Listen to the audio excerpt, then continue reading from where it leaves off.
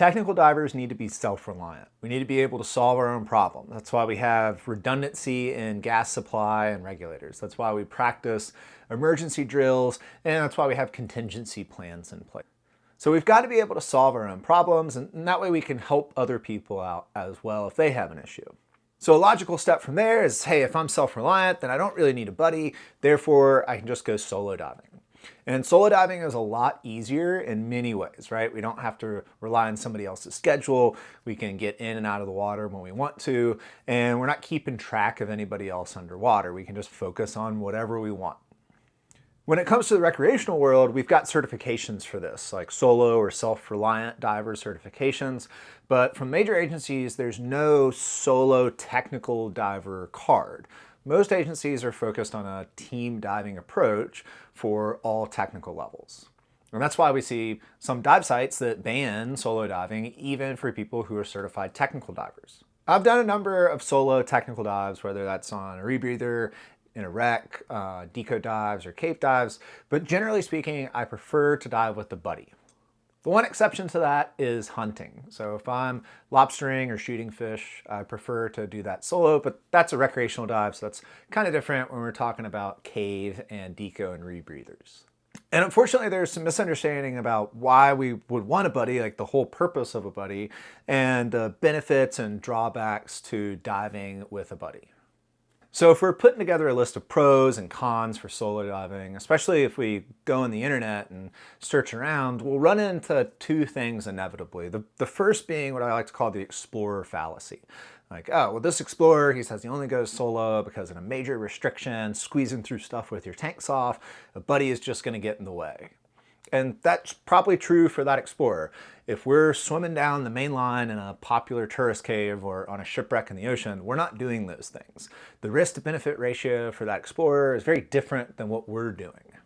That's very outside the realm of fun diving. It's in its own category, so those people can do whatever they want. However, we can't adopt everything they do into our procedures. And the second is this idea that you can't help anybody underwater in extreme environments like deep inside of caves or shipwrecks. So if you can't help somebody and they can't help you, then you might as well not help them. They're just going to get in the way. That's also wildly incorrect. I mean, the big benefit of a buddy, which I'll touch on in a minute, is not reaction, but prevention. That's where they come into play. Now, I think those two things are functionally irrelevant for technical divers. However, there are some benefits to diving solo. You don't have to worry about their schedule. You can get in the water whenever you want. If their equipment fails, you don't have to end your dive. And you don't have a buddy team with maybe some authority gradients or some peer pressure getting you into a diving situation that you don't need to be in. Those make really good sense to me. I think they go into the pro category. There's strong, logical reasons for why we would want to be by ourselves underwater. But those are outweighed by the cons list when we're talking about solo diving.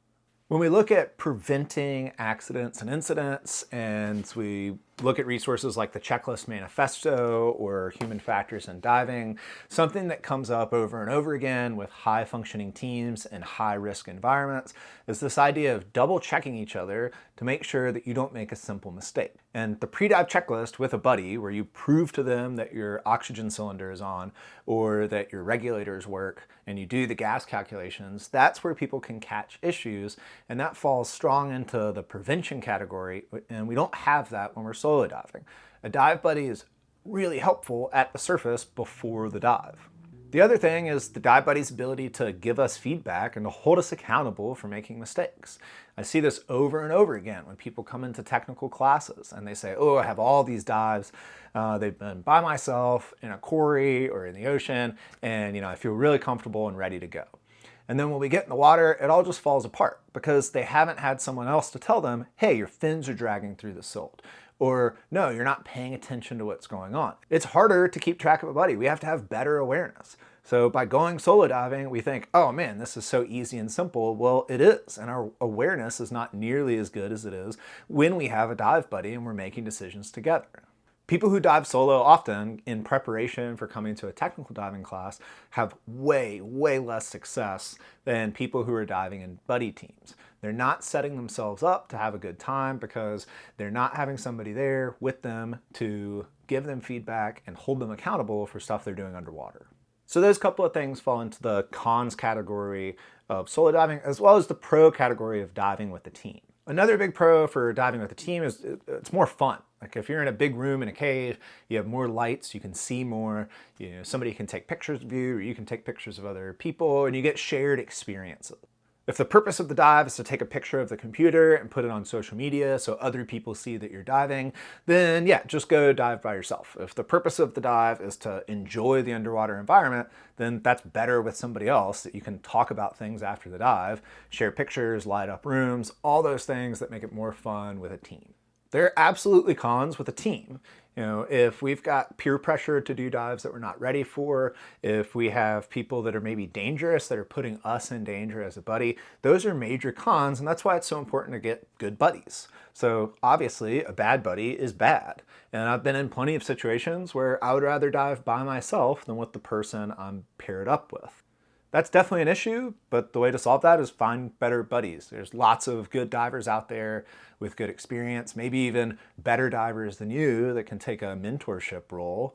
And those are the people that you can go diving with, have the benefits of checklists and an accountability partner, and enjoy the dive a little bit. So when it comes to the technical world, cave diving, rebreather diving, deco diving, having a team that you're diving with that can help you do pre-dive checks, hold you accountable for your diving abilities under the water, and increase enjoyment, that's a really good thing. If you're constantly finding that you're losing your buddy underwater, maybe you're the bad buddy and your awareness needs to be increased. And practicing technical diving on a solo dive absolutely does not set you up for success in your tech diving courses and the dives afterward. There's a lot of just blatant fallacies about why having a buddy is more dangerous than diving solo. There's plenty of good reasons to dive solo, but they're far outweighed by the benefits that we get with the checks and balance system of somebody else making sure we don't make a simple mistake. And in the technical world, where we've got these unique risks, we want to be good at mitigating those risks. And the best way to mitigate those risks is with a system of checks and balances and accountability. And we can only get that when we've got somebody else that we're going diving with. So it may be hard to find a good buddy and it may conflict with schedules, but I encourage everybody, especially people prepping for technical diving classes, to dive with someone else. Find a good buddy or a good team of buddies to go out and prep for those classes. And after the classes, apply the same mentality. Diving with a group of people or an individual is going to be more fun, and it's going to help us mitigate the risk of making small mistakes, especially before the dive. So if you want more info about what will set you up for success in the technical diving world, feel free to give me a holler. Thank you for watching.